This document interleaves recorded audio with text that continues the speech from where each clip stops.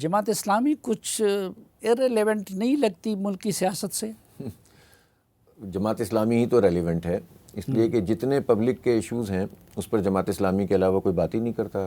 یعنی لوگوں کے معاشی مسائل ہوں، آئی پی پیز کا مسئلہ ہو، تعلیم کا ایشو ہو، نوجوانوں کے روزگار کا مسئلہ ہو، بچوں کی خود تعلیم و تربیت، ان کے حفاظت کا معاملہ ہو جو اس وقت بہت بڑا ایک ایشو بنا ہوا ہے، ڈرگز ہوں، اس سب پر ہم نہ صرف یہ ہے کہ بات کرتے ہیں بلکہ اپنے طور پر کام بھی کرتے ہیں. یعنی جماعت اسلامی کا ماڈل تو اس لحاظ سے بڑا امپورٹنٹ ہے کہ ہم صرف تنقید نہیں کرتے اور بیان بازی نہیں کرتے، بلکہ جو خود ہم سے ہو سکتا ہے وہ کام، آئی ٹی کے کورسز کرواتے ہیں، جو کام ہم سے ہو سکتا ہے ریلیف کا کام کرتے ہیں.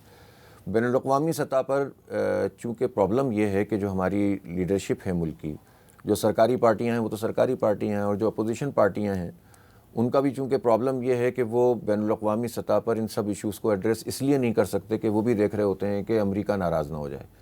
تو پاکستان میں اس پر کوئی سنجیدہ گفتگو ہی نہیں ہوتی. اب یہ جو ایران کے اوپر حملہ کیا ہے امریکہ اور اسرائیل نے، تو جماعت اسلامی کے علاوہ کس نے بات کی ہے؟ اور ہم نے کھل کر ایک موقف اختیار کیا ہے. ہم ایران کے ساتھ کھڑے ہوئے ہیں، ہم امریکہ اسرائیل کی مذمت کرتے ہیں. پاکستان میں انفارچونیٹلی کوئی پولیٹیکل پارٹی سوائے جے یو آئی کا میں نے دیکھا، مولانا فضل الرحمان صاحب نے اس پر بات کی ہے، لیکن باقی تو جو بڑی بڑی سیاسی جماعتیں ہیں جن کا دعویٰ ہے کہ وہ کروڑوں ووٹ لیتی ہیں، تو وہ تو ٹرمپ کا نام دینا پسند نہیں کرتے کسی نیگیٹو چیز میں، اس لیے کہ ان کو خطرہ ہے کہ اس کے نتیجے میں ان کے لیے راستے بند ہو جائیں گے. تو جماعت اسلامی ہی تو ریلیونٹ ہے جو امت کے سینٹیمنٹس کے حوالے سے، فلسطین کے حوالے سے جتنا ہم نے ایکٹیویٹی کی ہے اور خدمت کی کوشش کی ہے اور ترجمانی کی ہے فلسطین کے لوگوں کی، تو الحمدللہ ہم ریلیونٹ ہیں اور لوگوں کے ساتھ کھڑے ہوئے ہیں. ہاں یہ ہو سکتا ہے کہ کسی ایسے اتحاد کا حصہ ہم نہیں ہیں، اس لیے آپ سمجھتے ہوں کہ جو ماضی میں ہم اتحادوں میں جاتے رہے ہیں اور اتحادوں کو چلاتے رہے ہیں اور قربانیاں دیتے رہے ہیں اور لوگ ڈیل کرتے رہے ہیں اور ہمیں پیچھے چھوڑ دیتے تھے. اچھا، اسرائیل اور فلسطین کا تو بعد میں تفصیل سے تذکرہ کریں گے، لیکن یہ جو چیزیں آپ بتا رہے ہیں، تو کیا حکومت معیشت کو سنبھالنے میں کسی حد تک کامیاب نہیں ہوئی ہے مشکل حالات کے باوجود؟ نہیں، اس وقت تو چلیں جو سینیریوز پہ ہم بات کرتے ہیں کہ جو ابھی تازہ 15-20 دن کا معاملہ ہے، لیکن اس سے پہلے انہوں نے جتنے دعوے کیے تھے کہ معیشت ٹھیک ہوگی، تو بھئی اس کے پھر کچھ پیرامیٹرز ہیں نا جس کو دیکھ کر آپ کہتے ہیں کہ معیشت ٹھیک ہو گئی ہے. یہ کہتے یہ ہیں کہ مہنگائی کی شرح میں کمی ہو گئی ہے. اس کا مطلب کیا ہوتا ہے؟ عام لوگوں کو تو یہ پتہ بھی نہیں ہوتا. مہنگائی کی شرح میں کمی یہ ہے کہ پچھلے سال اس مہینے میں اگر کسی چیز پر 20 روپے بڑھے تھے تو اس سال اس چیز پر بڑھے تو 22 روپے ہیں لیکن پرسنٹیج کے لحاظ سے کم ہے. تو مہنگائی کی شرح میں کمی ہو گئی ہے. تو بھائی مہنگائی کی شرح میں کمی پوچھنا ہونا تو گھر کے خاتون سے پوچھو جو کبھی دکان پہ جا کر خریداری کر کے آتی ہے، یا اس تنخواہ دار آدمی سے پوچھو جس کی تنخواہ میں سے، سیلری میں سے پیسے تو کاٹ لیتے ہیں ٹیکس کے، لیکن اس کی ہر دفعہ سیلری کم پڑ جاتی ہے اور گھر کا خرچ نہیں چلتا ہے. کوئی مہنگائی کم نہیں ہوئی ہے. صرف اسٹاک مارکیٹ پہ کھڑے ہو کر یہ کہتے ہیں کہ ہم جو ہیں ملک ترقی کر رہا ہے. اسٹاک مارکیٹ کے بھی دو مسئلے ہیں. ایک تو یہ کہ بحیثیت مجموعی پاکستان میں اسٹاک مارکیٹ ایک سٹے کی مارکیٹ کے طور پہ بھی استعمال ہوتی ہے، لیکن اسٹاک مارکیٹ میں سارے نمبرز بڑھنے کے باوجود بھی ہم ان نمبرز پہ تو آج تک نہیں جا سکے جو ڈالر ریٹ کے مطابق آج سے 10-15 سال پہلے ہمارے تھے. تو ابھی تک بھی نہیں پہنچ سکے ہیں. تو روزگار ہے نہیں، بچے آؤٹ آف اسکول ہیں، لوگوں کا جو ہے وہ پیٹرول کی قیمت بڑھ رہی ہے، بجلی کی قیمت بڑھ رہی ہے، کیپیسٹی پیمنٹ کے نام پر آپ 2000 ارب روپے آئی پی پیز کو دے دیتے ہیں. لوگوں کو جو ہے وہ سولر سسٹم پر بھی آپ چیزوں کو ریوائز کرنے کی طرف چلے گئے ہیں، اور اسی طرح سے ٹیکس پہ ٹیکس بڑھاتے چلے جا رہے ہیں. بجلی کے بلوں میں ٹیکس ختم نہیں کر رہے، پیٹرول کی لیوی بڑھا رہے ہیں. تو معیشت کہاں ٹھیک ہوئی ہے؟ معیشت ہاں ہو سکتا ہے حکمرانوں کی ٹھیک ہو گئی ہو، ایم پی ایس کی تنخواہوں میں 300-400% اضافہ ہو گیا، ان کی معیشت ٹھیک ہو گئی ہے. یہ جو اب بچت کے لیے وزراء کی تنخواہوں سے کٹوتی اور یہ اس طرح کے اقدامات وزیر اعظم نے اٹھائے ہیں، تو یہ کیا کافی نہیں ہے؟ نہیں، یہ تو دیکھیں ٹھیک ہے، انہوں نے علامتی طور پر اگر 2-4 چیزیں کی ہیں تو وہ کی ہیں، لیکن میں یہ پوچھنا چاہتا ہوں کہ اس ساری صورتحال میں ایک کرائسس ہے. اس کرائسس میں ہونا یہ چاہیے تھا کہ جو پیٹرول کی لیوی جس پر اب انہوں نے مزید 20 روپے میں اضافہ کر دیا، جس کا کوئی تعلق عالمی مارکیٹ میں پیٹرول کی قیمت سے نہیں ہے، لیوی تو الگ سے ٹیکس ہے. جو ان کی نااہلی ہے حکومت کی کہ یہ ٹیکس کے اہداف پورے نہیں کرتے، وہ پیٹرول کی لیوی لگا کر اور بجلی کے اوپر فکس ٹیکس لگا کر بلوں میں یہ پورے کرتے ہیں. جو آئی پی پیز مافیا کو سپورٹ فراہم کرتے ہیں ہزاروں ارب روپے کی، وہ سپورٹ چند لوگوں کو دیتے ہیں اور کروڑوں انسانوں کو تنگ کرتے ہیں۔ اب میں آپ سے پوچھتا ہوں کہ 321 روپے اگر پیٹرول کی قیمت ہے تو 120 روپے اس میں ٹیکس ہے، 120 سے 25 روپے، اس میں سے 105 روپے تقریباً اب یہ لیوی کے بن جائیں گے، ٹھیک ہے نا؟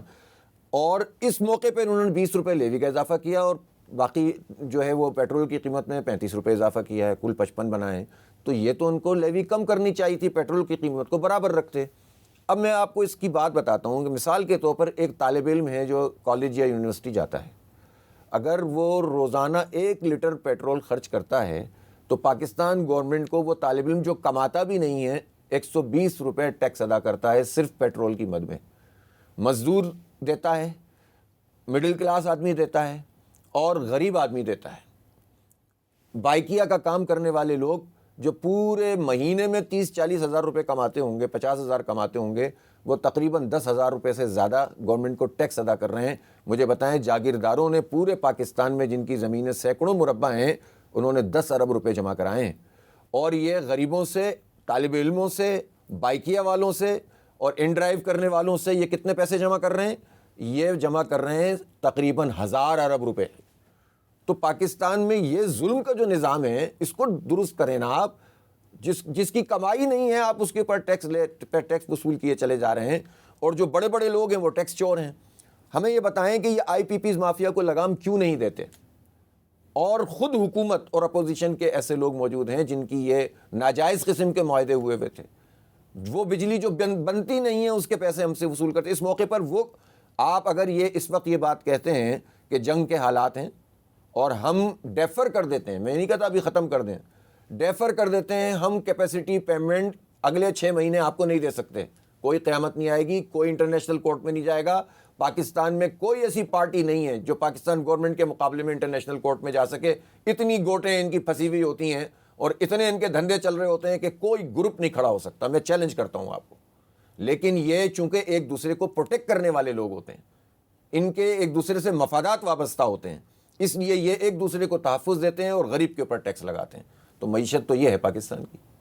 یہ جو ابھی جنگ کی وجہ سے پیٹرول کی قیمت بڑھا دی گئی ہے، تو آپ کیا سمجھتے ہیں کہ اس کے بغیر کوئی چارہ تھا؟ بالکل چارہ، میں نے آپ سے بتایا نا، لیوی کم کر دیتے، پہلے 50 روپے کم کرتے، پھر اور کم کر دیتے۔ کہتے ہیں آئی ایم ایف والے اعتراض کرتے ہیں، تو آئی ایم ایف والے تو یہ بھی کہتے ہیں کہ آپ اپنی عیاشیاں کم کریں۔ وہ تو آپ نے بہت ہی چھوٹی موٹی چیزیں کر کے دکھایا، اس کا بھی کوئی پیمانہ نہیں ہے کہ کیسے ہمیں پتہ چلے گا۔ دوسری بات یہ کہ آئی ایم ایف تو یہ کہتا ہے کہ ایف بی آر اپنے اہداف پورے کرے، تو ایف بی آر تو اپنے اہداف پورے نہیں کرتا۔ ایک ایف بی آر کا عملہ جس میں 25-30 ہزار ملازمین ہیں اس کام کے لیے، 1300 ارب روپے کی کرپشن ایک سال میں وہاں ہوتی ہے، بجائے اس کے کہ وہ ارن کر کے دے، خود 1300 ارب روپے پاکستانی قوم کا کھا جاتے ہیں اور اپنے اہداف پورے نہیں کرتے۔ تو کیا آئی ایم ایف تو آپ سے کہتا ہے آپ اہداف پورے نہیں کرتے، آپ پھر بھی چل رہے ہیں۔ لیکن ان حالات میں، جنگ کے حالات میں، آپ کے لیے بہت لازمی ہے کہ آپ لیوی کو برقرار رکھیں گے، تو یہ لیوی ختم کر دینی چاہیے اس وقت۔ پیٹرول کی قیمت تو کم ہو جائے گی بڑھنے کے بجائے۔ پھر ایک اور بات بھی تو ہے نا، جب عالمی مارکیٹ میں پیٹرول کی قیمت 5 سال میں کم ترین سطح پہ تھی، تو اس کا امپیکٹ پاکستان کے عوام کو کیوں نہیں دیا انہوں نے؟ حالات خراب ہوتے ہیں تو ایک دم سے عوام پہ ڈال دیتے ہیں، غریبوں پہ ڈال دیتے ہیں، اور حالات اچھے ہوتے ہیں تو یہ اس وقت جو ہے وہ خوب کما رہے ہوتے ہیں۔ تو اس لیے یہ ساری باتیں ان کی ایسی ہیں۔ جنرلی بجلی سستی کرنی چاہیے، پیٹرول سستا کرنا چاہیے، اور میں کوئی ہوائی بات نہیں کر رہا، ظاہر نمبرز کے مطابق بات کر رہا ہوں۔ آپ ملے بھی تھے پرائم منسٹر سے، تو انہوں نے کس لیے بلایا تھا اور یہ باتیں ادھر کیوں نہیں کی؟ سب باتیں کی ہم نے ان سے۔ ہمارا ایجنڈا ظاہر ہے کہ سیدھا یہ جو پاک افغانستان کا معاملہ تھا اس پر ہم نے ان سے بات کی۔ یہ بہت حساس قسم کے معاملات ہیں، ہم یہ چاہتے ہیں کہ ریجن میں امن قائم ہو۔ افغانستان ہمارا ہمسایہ ملک ہے، اسلامی ملک ہے، 45 سال پاکستانی قوم نے ان کی میزبانی کی ہے۔ اگر کچھ لوگوں کی وجہ سے یا پالیسیوں کی وجہ سے کوئی خرابی پیدا ہوئی ہے تو کسی بھی طریقے سے امن کو جو ہے وہ آگے بڑھانا چاہیے اور بات چیت کے ذریعے سے ہی مسئلہ حل ہونا چاہیے۔ اور ہم نے ظاہر ہے، ہم سمجھتے ہیں اس بات کو کہ افغانستان کی سرزمین بھی دہشت گردی کے لیے استعمال ہو رہی ہے، اور افغان حکومت کی ذمہ داری ہے کہ وہ استعمال نہ ہو، اور وہ سارے گروپ کے جو یہ کام کر رہے ہیں ان کو وہ روکیں۔ تو اس میں پاکستان کو بجائے اس کے کہ ہم اس انتہا پہ جائیں کہ اس کے بعد واپسی کا کوئی راستہ نہ ہو، ہمیں کوئی نہ کوئی راستہ سلوشن نکالنا چاہیے۔ مجھے بڑی خوشی ہے ویسے، یہ تو ابھی چائنا کی طرف سے ایک مرتبہ پھر کل جو ہے وہ بات کی گئی ہے کہ کہ پاکستان اور افغانستان بیٹھ کر مسئلے کو ریزالو کریں، اور میں سمجھتا ہوں کہ اس اپرچونٹی سے فائدہ اٹھانا چاہیے، اور افغانستان کی حکومت کو بھی، طالبان حکومت کو بھی یہ سمجھنا چاہیے کہ اس طریقے سے کبھی بھی وہ خود بھی نہیں پنپ سکتے. یعنی انڈیا پہ تکیہ کر کے اگر کوئی یہ سمجھے کہ وہ اپنے قوم کے لیے کچھ کر سکتا ہے تو اس سے بڑی کوئی خام خیالی نہیں ہوگی. تو انڈیا کیسے افغانستان کا دوست ہو سکتا ہے، مسلمان کا دوست ہو سکتا ہے؟ اس نے تو آج تک پاکستان کو ایک دن کے لیے بھی قبول نہیں کیا، تو وہ تو ہمیں یوز کریں گے ایک دوسرے کے خلاف. اس لیے پاکستانی حکومت بھی اور افغان طالبان بھی، ان کو بالآخر بیٹھنا چاہیے. قطر کو ہم بیچ میں ڈال سکتے ہیں اور پہلے بھی ڈالتے رہے ہیں. وہ الگ بات ہے کہ یعنی ایک مشکل ضرور پیش آتی ہے جب وہاں سے انفلٹریشن ہوتی ہے اور یہاں پر ہنگامے ہوتے ہیں. تو ہم نے یہ سب باتیں کی ہیں، اور وہ باتیں بھی کی ہیں جو ان کیمرہ ہوتی ہیں، تاکہ اس کے نتیجے میں چیزیں جو ہیں وہ بہتر طریقے سے آگے بڑھیں. علماء کرام کو اس میں بیچ میں ڈالا جا سکتا ہے. بین الاقوامی سطح پر جو علماء کے انجمنیں ہیں، ان سے ہمارے بڑے اچھے گہرے تعلقات ہیں، ہم ان کو یہ کہہ سکتے ہیں کہ وہ اس ٹاسک کو لیں. اسی طرح سے جو بہت اہم کردار ادا کرتے ہیں، جس کو شاید اس طرح سے ہم استعمال نہیں کرتے، وہ ہیں وہ ٹرائبز جو کہ بارڈر کے دونوں طرف موجود ہیں. ان کے مشران ہیں، ان کے بڑے لوگ ہیں. بجائے اس کے کہ ہم ہر چیز بلاک کر دیں، ہم ان مشران کو لے کر آئیں، اور وہ تاجر کے جو کام کرتے ہیں جن کا دونوں ملکوں میں اسٹیک ہے، دیکھیں ان کی بڑی اہمیت ہوتی ہے. ہم ان کو بالکل ایک طرف کر دیتے ہیں، ہر چیز بند کر دیتے ہیں. ان بڑے بڑے تاجروں کو شامل کریں، ان مشران کو شامل کریں، علماء کرام کو شامل کریں، پھر چین ہے، قطر ہے، سعودی عربیہ ہے، ان ممالک کو ساتھ لیں، تو میں سمجھتا ہوں یہ مسئلہ ریزالو ہو سکتا ہے. تو ہم نے کچھ تجاویز اس حوالے سے بھی ان کو دی تھیں، انہوں نے بھی اپنی بہت ساری چیزیں بتائی تھیں. اب ظاہر ہے حکومت کا اپنا ایک موقف ہوتا ہے، اور بات چیت تو ہمیں کرنی ہی پڑتی ہے، لیکن یہ ہے کہ ہم یہ سمجھتے ہیں کہ امن کے بغیر مسئلہ حل نہیں ہوگا. ان کے ساتھ بات چیت جو تھی وہ یا ملاقات وہ افغانستان سے متعلق تھی. افغانستان اور ایران میں اس وقت جو امریکہ اور اسرائیل نے جنگ کی ہے، وہ پیس بورڈ، جس پر ہم نے بہت واضح طور پر پہلے بھی موقف دیا ہے، اب بھی ہم دیتے ہیں. اور اب تو کوئی جواز بنتا ہی نہیں ہے اس پیس بورڈ کا. پہلے بھی اگر کوئی جواز تھا تو اب تو جو کچھ ٹرمپ نے کیا ہے، امریکہ اور اسرائیل نے کیا ہے، یعنی اس میں اب یہ کہنا کہ جناب ٹرمپ کہیں پر کوئی امن قائم کر سکتا ہے، تو یہ تو خود اب ٹرمپ نے کہنا شروع کر دیا کہ میں تو اب نوبل پرائز کے لیے لگتا ہے اہل ہی نہیں ہوں، لوگ مجھے کنسیڈر ہی نہیں کریں گے. تو جب وہ خود یہ کہہ رہا ہے تو اب تو کم از کم شہباز شریف صاحب کو یہ کہہ دینا چاہیے کہ بھئی اب ہم تیسری مرتبہ ان کو نامینیٹ نہیں کریں گے. اب اس کے بعد تو میرے خیال میں ٹرمپ صاحب کے ساتھ اپنے آپ کو نتی کرنا بھی بڑا رسک ہے. دیکھیں نا کتنی افسوسناک بات ہے. ٹرمپ کا ایک کمال یہ بھی ہے کہ وہ اپنے آپ کو ایک مزاحیہ اداکار بنا کر جو صفاقی ہے نا اس کا اثر ظاہر کرتا ہے. اور یہ بڑا ٹیکنیک ہوتی ہے ان جو قاتل قسم کے اور شیطان کے پجاری قسم کے لوگ ہوتے ہیں نا. اب تو سب چیزیں کھل گئی ہیں نا ایپسٹین فائلز کے بعد. تو یہ انہوں نے اپنے اوپر ایک ایسا تاثر قائم کیا ہوا ہوتا ہے جس میں ہم ان کی باتیں مذاق میں اڑا دیتے ہیں. ہم نے ظاہر یہ سب باتیں ان سے وہاں بھی کی ہیں، ہر جگہ کرتے ہیں.